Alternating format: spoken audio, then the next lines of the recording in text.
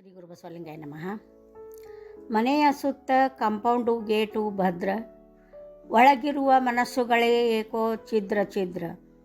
ಬಂಧುಗಳೇ ಬಾರದ, ಸ್ನೇಹಿತರು ಸೇರದ, ಮನೆಗಳ ಮುಂದೆ ಸದಾ ಕಾವಲುಗಾರ.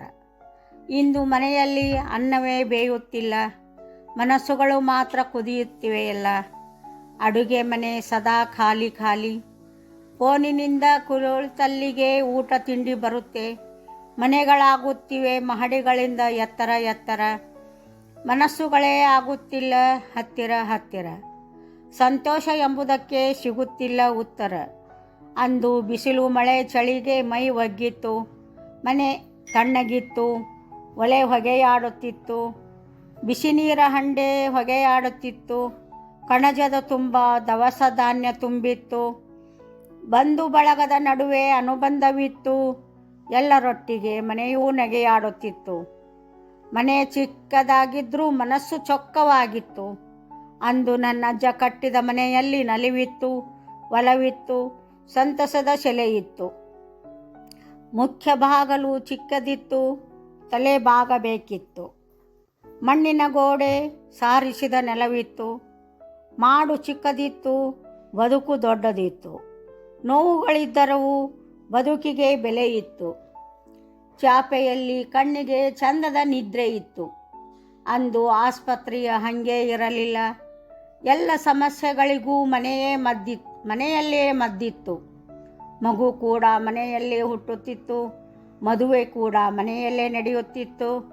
ಚಿತ್ರ ವಿಚಿತ್ರದ ಛತ್ರವೇ ಬೇಕಿರಲಿಲ್ಲ. ಕೆಲಸಕ್ಕೆ ಶ್ರದ್ಧೆ, ದೇವರ ಮೇಲೆ ನಂಬಿಕೆ ಇತ್ತು. ಸಾವಿಗೂ ಸಹ ಮನೆಯೇ ಸಾಕ್ಷಿಯಾಗುತ್ತಿತ್ತು. ಹಲವು ಮಕ್ಕಳು ಹುಟ್ಟಿದ ಸಂತಸವಿತ್ತು. ಅವರ ಬಾಲ್ಯದ ಬದುಕಿನ ಸಂಭ್ರಮವಿತ್ತು.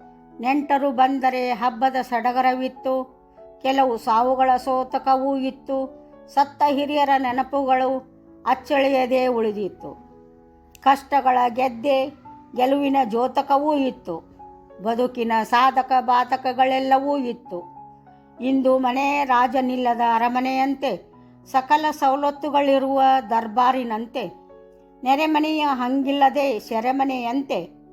ಆದರೆ ಎಲ್ಲರಿಗೂ ಬರೀ ದುಡ್ಡಿನದೇ ಚಿಂತೆ ಚಿಂತೆ.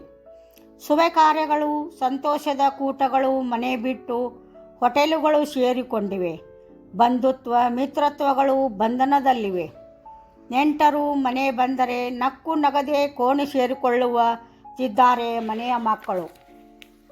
ಸ್ನೇಹ ಸಂಬಂಧಗಳು, ತೋರಿಕೆ ತಾತ್ಸಾರ, ನಂಬಿಕೆ ಒಗ್ಗಟ್ಟುಗಳಂತೂ ಬಹಳವೇ ದೂರ. ಮತ್ತೆ ಬರಲಿ ಆ ತುಂಬು ಕುಟುಂಬದ ಕಾಲ. ಆಗಲಿ ಮನೆಗಳು ನಂದಗೋಕುಲ. ಅರ್ಥವಾಗಲಿ ಸರ್ವರಿಗೂ ಸಂಬಂಧದ ಬೆಲೆ. ಕಲಿಯಲಿ ಎಲ್ಲರೂ ಸಂತೋಷದೆ ಒಟ್ಟಾಗಿ ನಗುವ ಕಲೆ. ಆಗಲಿ ದ್ವೇಷ ಸ್ವಾರ್ಥ ಮತ್ಸರಗಳ ಸೋಲು. ಶ್ರೀಮಂತಿಕೆಗಳಿಗಿಂತ ಹೃದಯವಂತಿಕೆ ಮೇಲು ಎಂದು. ಓಂ ಶ್ರೀ ಗುರು ಬಸವಲಿಂಗ.